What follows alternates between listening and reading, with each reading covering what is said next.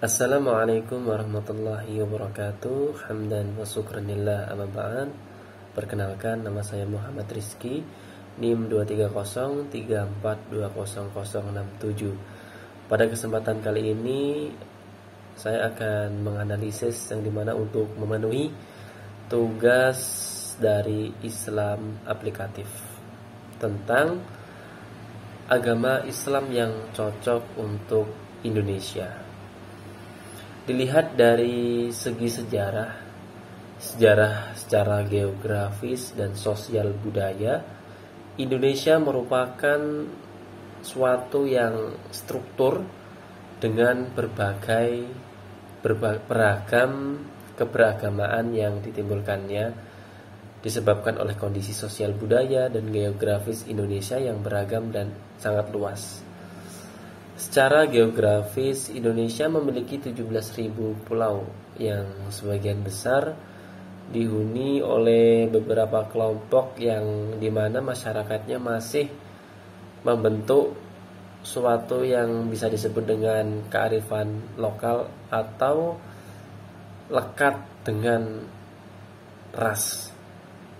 Masyarakat tersebut membentuk suatu kebudayaan dengan pola dan variasi yang sangat khas pada masyarakatnya. Tentu saja hal ini dapat dipengaruhi oleh kehadiran banyak budaya yang berbeda, termasuk suku, ras, bahasa, budaya, dan agama.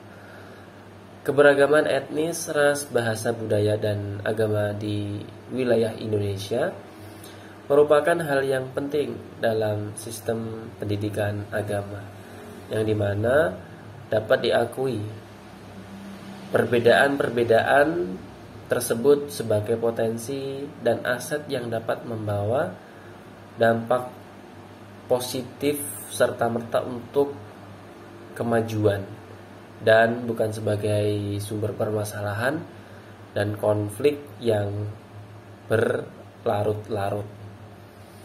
Maka dihadapkan pada tantangan untuk berubah, misalnya di wilayah Indonesia.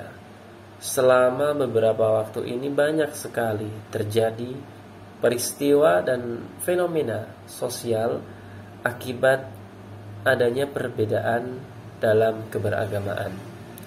Misalnya saja insiden dugaan penistaan agama yang tidak dipahami serta-merta dengan baik dan bijak, seolah-olah terkesan memecah belah masyarakatnya. Bentrokan pandangan dan pendapat secara demonstrasi besar-besaran antar ras atau ormas, berbagai kejadian lainnya yang dapat menimbulkan konflik sosial yang berkepanjangan. Kalau kita lihat, Islam itu sebenarnya satu dalam Al-Quran, yang dimana satu memiliki dua makna kebahasaan. Yang pertama secara syar'i, yang kedua secara lugawi. Apa sih arti dalam Islam itu sendiri? Artinya Islam itu ketundukan, artinya pengabdian, artinya keselamatan. Maka beginilah sebenarnya pengertian agama.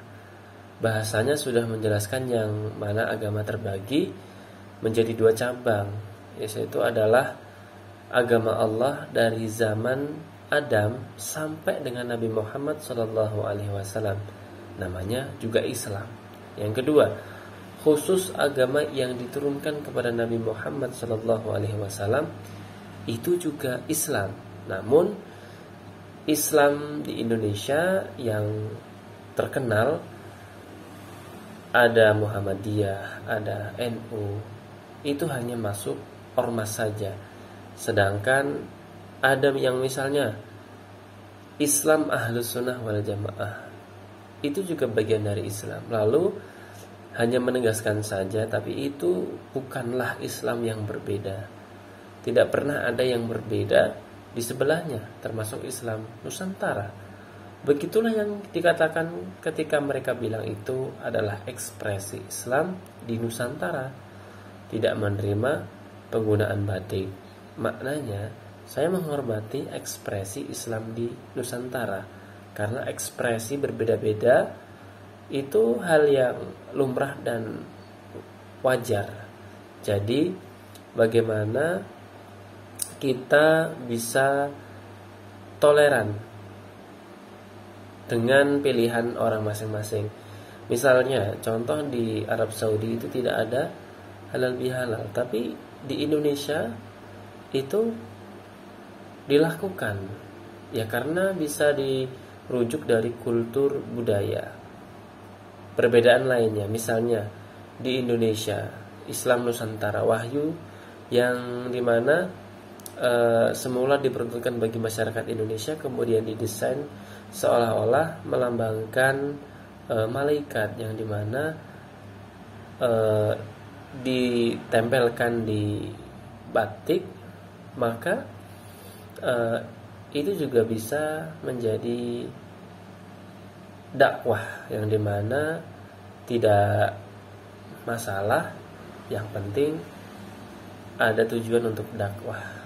Ya, pada kesimpulannya konsep pentingnya pendidikan Islam dan pendidikan multikultural dapat dilihat dengan menyandingkan kedua konsep, gagasan dan pemikiran tersebut, yang dimana kita memahami sebagai nilai-nilai agama Islam yang dimana berlandaskan Al-Quran dan hadis, dan kita tidak bisa menghakimi atau